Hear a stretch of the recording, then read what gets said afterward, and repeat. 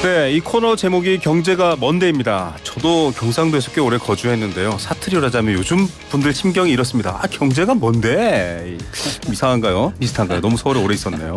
자, 경제의 맥을 짚어주는 두 분과 함께 하겠습니다. 경제가 먼데를 채워주시는 분들입니다. 세종대 경영학부 김대중 교수 나오셨습니다. 어서 오십시오. 네, 안녕하십니까. 네, 도시와 경제 송승현 대표 나오셨습니다. 어서 오십시오. 안녕하세요. 네. 교수님, 경제가 먼데 원조 발음으로 한번 부탁드릴까요? 경제가 뭔데? 이겁니다. 예. 저는 좀 어설펐네요. 저희도 부모님들이 다 경상도 분들이라 네. 아마 좀 친숙하네요. 그런. 그러니까요. 저는 어릴 때 갔는데도 이게 서울말을 처음 익히고 내려가니까 좀 섞여 있습니다. 예, 정말로 경제가 뭔데 이럴 정도로 상황이 좀 어려운 소식부터 먼저 한번 짚고 가야 될 것 같습니다.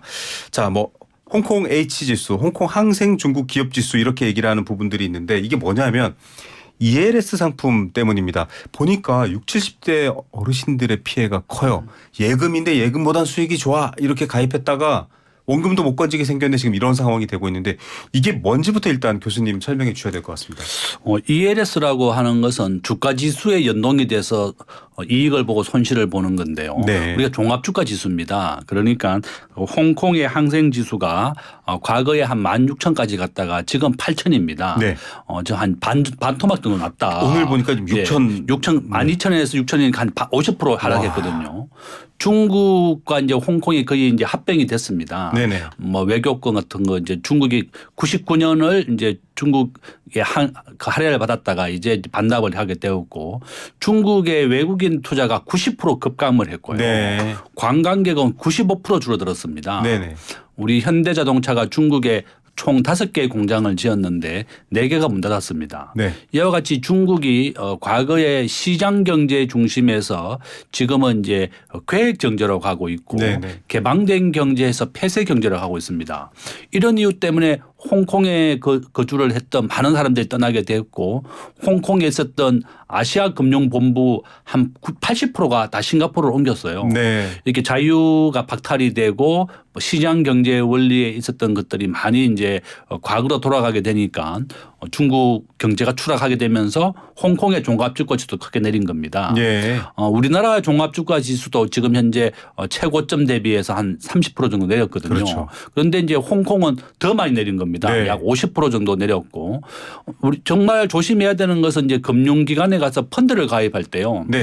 요게 펀드가 그 당시에 우리가 기준금리가 0.5% 1%였습니다. 네. 그러니까 이제 이 금융상품을 소개하면서 여기 홍콩 항생지수의 ELS에 가입을 하게 되면 한 30% 정도만 안 내려온다 그러면 원금 이상의 원금도 지켜지고 한 3, 4% 정도 이자를 준다.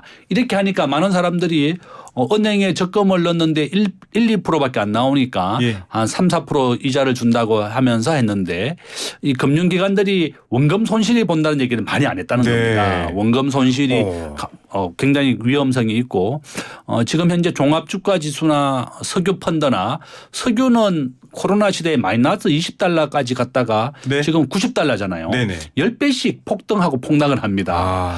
종합주가지수도 마찬가지입니다. 홍콩도 중국과 합병이 되면서 중국과 한국 전 세계 아시아가 이렇게 크게 폭락을 했습니다. 그래서 결론은 저는 앞으로 이런 은행 같은 데 가서도 별도로 펀드라든지 그런 걸 확인을 꼭 사지 마시고 네네. 가장 좋은 것은 기초자산입니다. 예. 우리가 전 세계 1등 주식이 애플이고 마이크로소프트 이런 주식인데 네네. 요즘 엔비디아가 뜨겁습니다. 예, 엔비디아.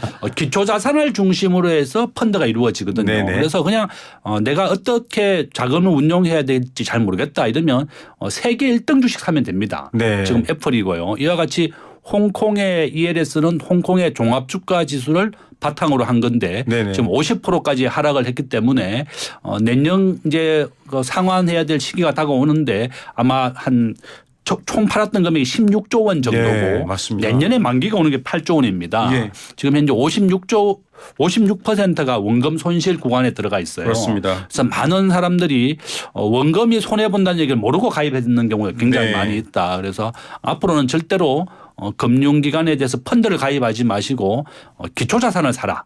네. 우량한 주식을 사는 것이 가장 안전하다 이렇게 또 말씀을 드립니다. 네, 지수를 추정합니다. 이 지수가 우리나라 지금 코스피 종합주가지수가 2,400, 500대로 왔다 갔다 하는데 앞으로 1년 동안 이게 안 변하거나 어디 밑으로까지 안 떨어지면 여기에 우리가 잘게 투자한 걸로 돈 벌어서 모아서 드립니다. 이런 얘기인데 이게 지금 경제 상황에 따라 너무 크게 무너지고 정치적 외교적 상황도 있는 거고요. 예를 지금 제가 사실 궁금해서 교수님 말씀을 들으면서 이렇게 예를 봤거든요. 3년 만기에 특정 조건을 충족하면 세전 11%를 주는데 조건 미충족하면 마이너스 100% 이렇게 돼 있습니다. 이거를 설명을 안 해주면 어르신들은 3년 묻어두면 11% 생기네라고 그냥 그렇게만 받아들이거든요. 정말 좀 잘 봐야 될 것 같습니다. 근데 이게 금융당국도 집중 점검을 하는데 이거 말고도 보험, 뭐 예금 여러 가지 또 불안전 판매라는 게 있잖아요. 불안전 판매라는 게 좀 어떻게 보면은 이 좋은 점만 얘기하고 나쁜 점 얘기 안 했다. 그러니까 장점만 얘기하고 단점은 얘기 안 했다.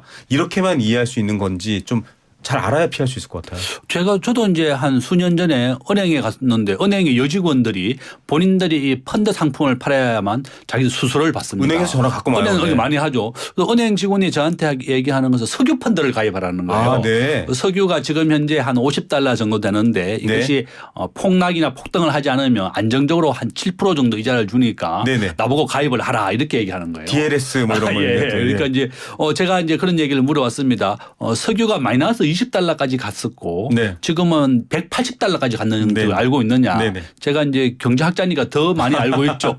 지난 뭐 한 30년간 석유가 얼마나 10배 이상 폭등을 하고 폭락을 했었습니다. 그 지금 깜짝 놀라셨겠네요. 예, 그러니까 석유라고 하는 것은 앞에서 말씀드린 것처럼 코로나 시대에는 마이너스 $20 석유를 사가면 배럴당 $20를 차비를 지원해 줬습니다. 네. 그렇지만 또 한 3년 전에는 한 $180까지 간 적이 있었거든요. 이렇게 석유라고 하는 것이 급등하고 급락을 한다. 네. 한 10배씩 이렇게 네네. 급등 급락을 합니다. 그래서 은행 직원들도 자기들 잘 모르는 거예요. 네. 이게 이렇게 급등 급락한다든지 또 원금 손실이 난다든지 이런 얘기를 충분히 해줘야 됩니다. 네.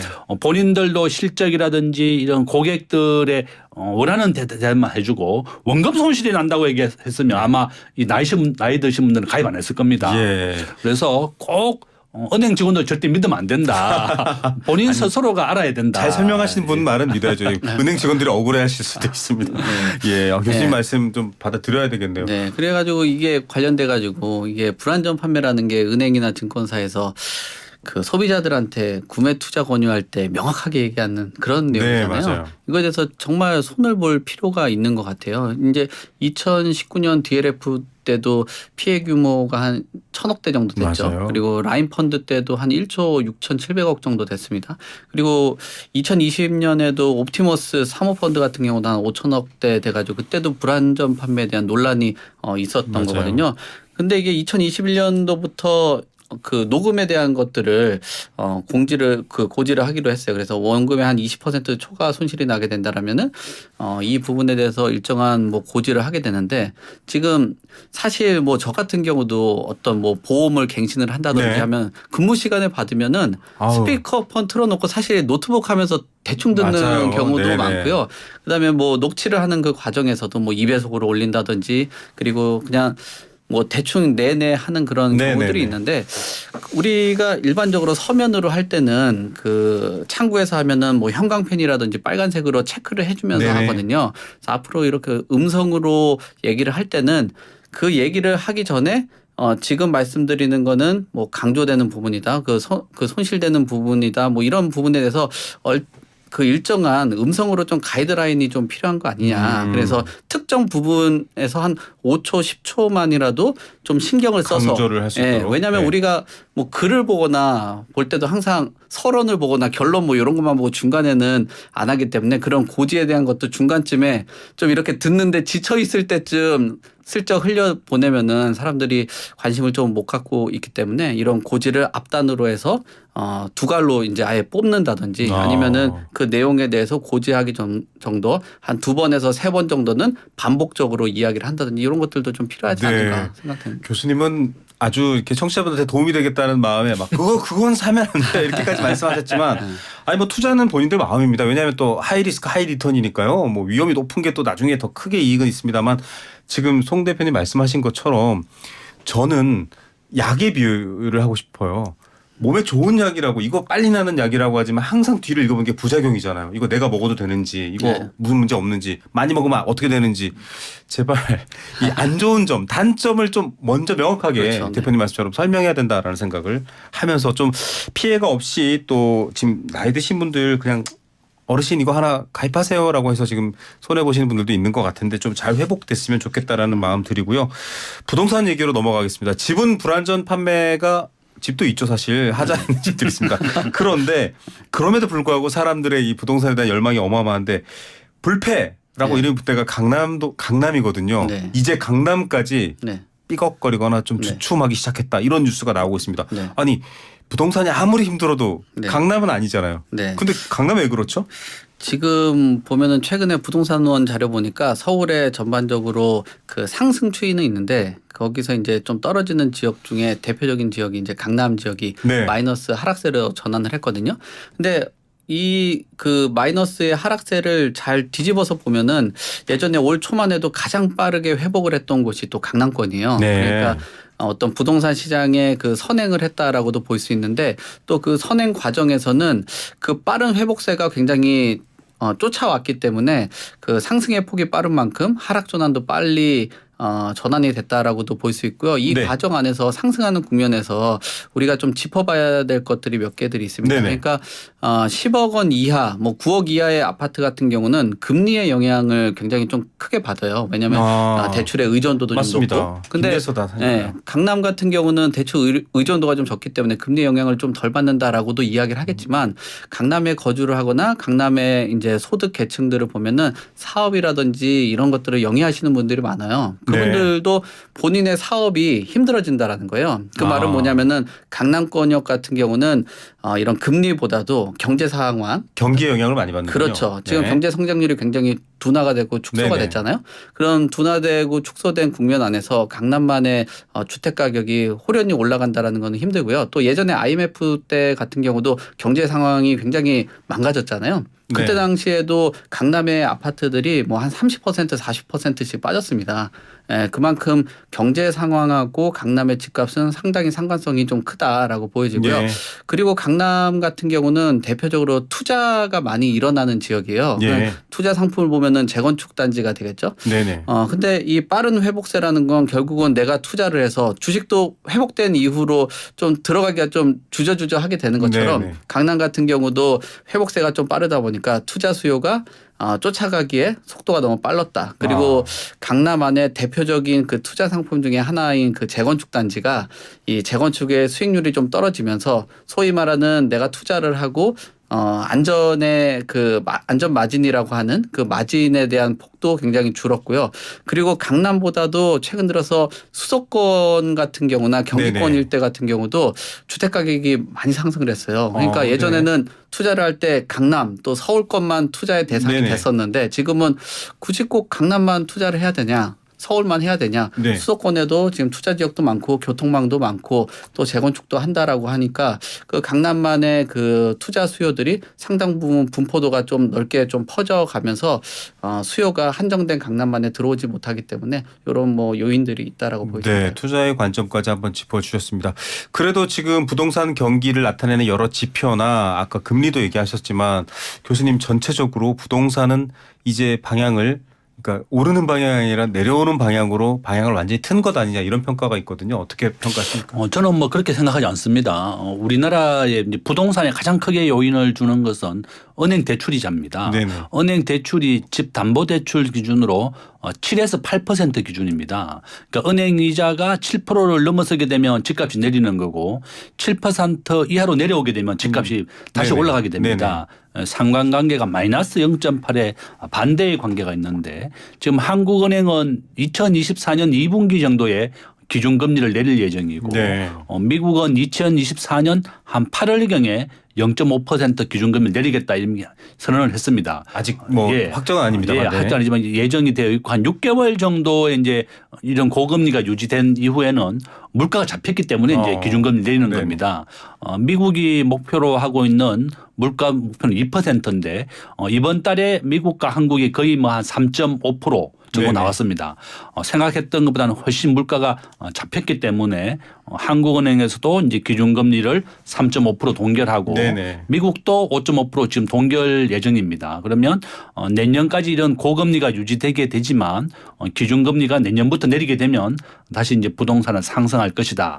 저는 그렇게 보고 있고 또 두 번째는 서울의 단독 세대주가 지금 현재 30%인데요. 네네. 앞으로 단독 세대주의 비율이 한 40에서 50%까지 늘어날 겁니다. 네. 그래서 정부가 집을 안 짓게 되면 또 집값이 또 전세값이 폭등하게 되고 품귀 현상이 네네네. 일어나게 됩니다. 우리나라 국민 66%가 아파트에 거주하고 있는데 아파트라고 하는 것은 짓는데 5년 걸립니다. 예. 평균 5년 걸리고 재건축 아파트는 한 10년 정도 걸리게 됩니다. 그래서 꾸준하게 정부의 공급 계획을 세우지 않는다 그러면 또 전세난이라든지 또 집값 폭등을 불러온다. 그래서 정부도 꾸준하게 주택을 공급하고 세대 수가 늘어나는 것에 대해서 대비하겠다고 돼 있거든요. 그래서 네. 저는 제일 좋은 방법은 무주택 세대주가 우리나라 전체 가구의 한 5대 5입니다. 예, 네. 집이 없는 사람들은 가급적이면 한강 이남의 아파트를 청약을 해라. 분양을 받는 것이 가장 네네. 좋은 방법이다. 이렇게 말씀을 드리겠습니다. 저는 좀 짚어보고 싶은 네네. 게 우리가 부동산 시장을 짚어보는데 뭐 선행적으로 보면은 이제 청약 말씀을 주셨는데 청약 경쟁률이나 이런 부분들도 상당히 좀 줄어들고 있고 그렇다고 또 합니다. 그리고 요즘은. 지금 뭐 계약을 좀 취소하는 건수들도 나오고 있고요. 그다음에 거래량 같은 경우도 상당 부분 축소가 되고 있어요. 그리고 네. 뭐 저도 최근 들어서 뭐 여러 지표들을 봤는데 지금 서울 같은 경우는 고령화가 상당 부분 많이 이뤄지고 있거든요.